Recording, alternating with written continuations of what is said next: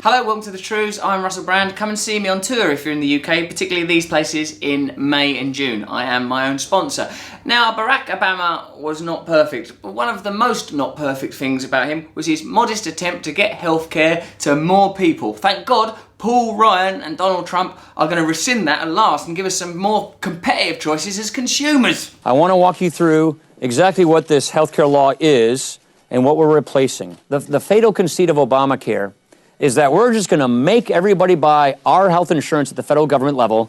Young and healthy people are going to go into the market and pay for the older, sicker people. What I like about Paul Ryan talking about the repeal, rescinding, retraction of Obamacare as part of the new Trump administration is he here in this moment mentioning young, healthy people paying for the frail and elderly, mentions in sort of ironic and inverted commas the concept of society and caring for one another as if it's something that's abominable. What you're doing there is you're basically, well, that's sort of like the social equivalent if you saw an elderly person shuffling up some stairs with some heavy shopping, offering to help, instead of perhaps saying, I'll take that heavy shopping from you and I'll keep it. And what's more, there's a punch in the face, my man. Oh, my tooth hurts. Where can I get it repaired? In the marketplace. So the young, healthy person's going to be made to buy health care, and they're going to pay for the person, who gets breast cancer in her 40s or who gets heart disease in his 50s. This young, healthy person, are they always going to be a young, healthy person? Or could you envisage sometime in the distant future, through the murk and mists of time, where a young, healthy person might in fact become, oh no, I've become old.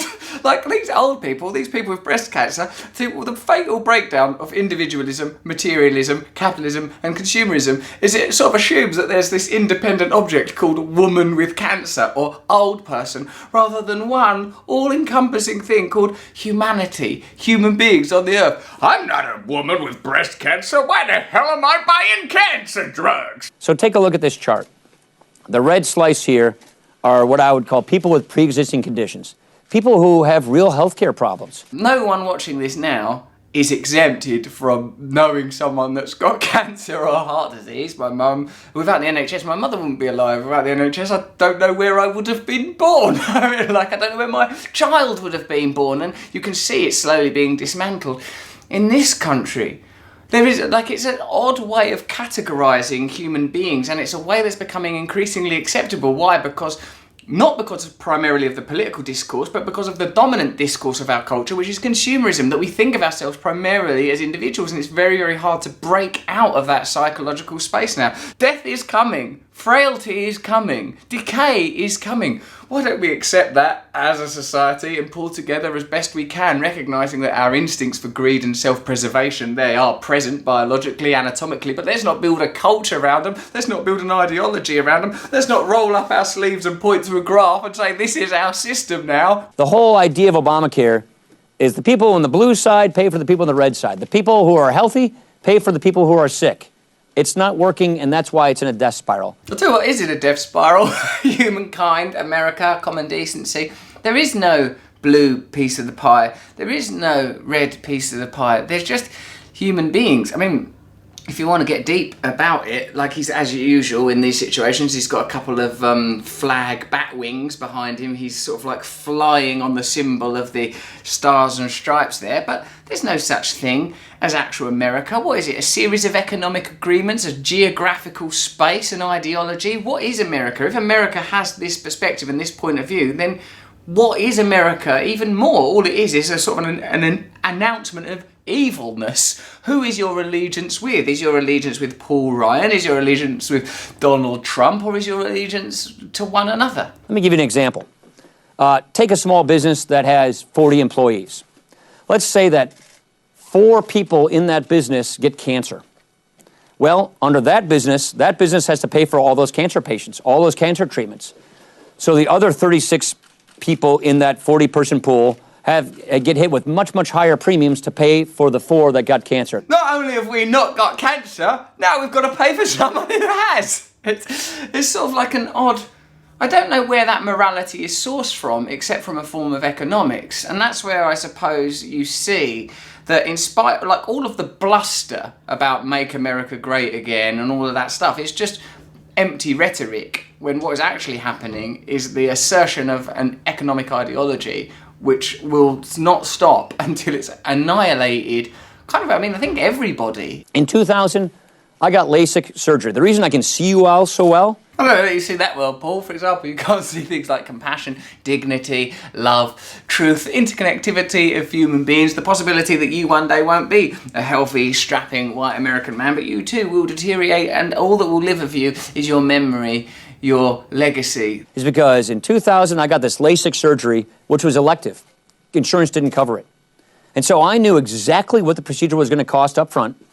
And since then, this excimer laser that does this procedure has been revolutionized 3 times. It's not lasers that need to be revolutionized. It's the United States of America. So in this area of healthcare, quality went up and costs went down because I cared as a consumer what it was. The man held his heart as he said, I as a consumer. That's their faith, that's their religion. And it's what we're all being encouraged to believe in, that that's primarily our role here. Instead of using OPM, other people's money. OPM, that's going to catch on, isn't it? Opium is what we're going to require to cope. We want to harness the power of the marketplace. What is this market thing? It's a construct, it's an idea that is used to apportion power. The power of the consumer, of the patient and the doctor, to demand better services, to demand better quality. We want transparency on price, on quality, and an economic incentive to act on that thing so that we can bring consumers to the bear. A consumer, that's your relationship to the rest of the world, that the rest of the world is something you eat, that you devour, that you shit out of your arse. How about we're here for a limited amount of time before we have a heart attack, before we have cancer, before we all inevitably die?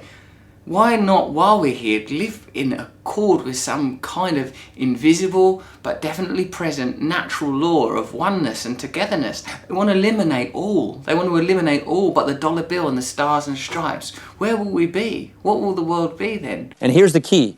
You buy what you want to buy. If you don't want to buy this plan, you want to buy that plan, go for it. It's your choice. It's freedom. It's called free market healthcare. You know what? I may not get this cancer treated, but my dear, I'm going to get a speedboat. We want health insurers, hospitals, doctors, all providers of healthcare benefits competing against each other for our business as consumers. Stop telling us we're consumers. I'll get sick of being called a consumer. That is how the great American free enterprise system works in all other aspects of our lives and our economy. It's not working in all other aspects of our lives and our economy. It's falling apart. It's an absolute... It's like lies built on lies built on lies, layer after layer of deceit and untruth. My God, this is why I don't watch stuff like this too often anymore, because it unravels your ability to function in the world, and in the end you think that what's required is so radical it seems inconceivable. But actually, I suppose what we're witnessing here is the extraction of love and compassion and empathy from politics very explicitly, and so the solution must be the reintroduction of compassion and love and empathy of politics. That you have to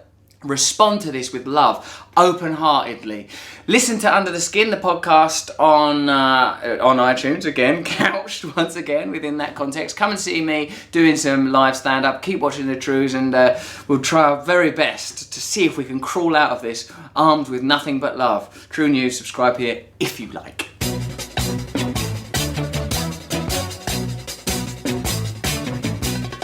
Nose is a tool that is abused to fool you and to leave you scared and confused.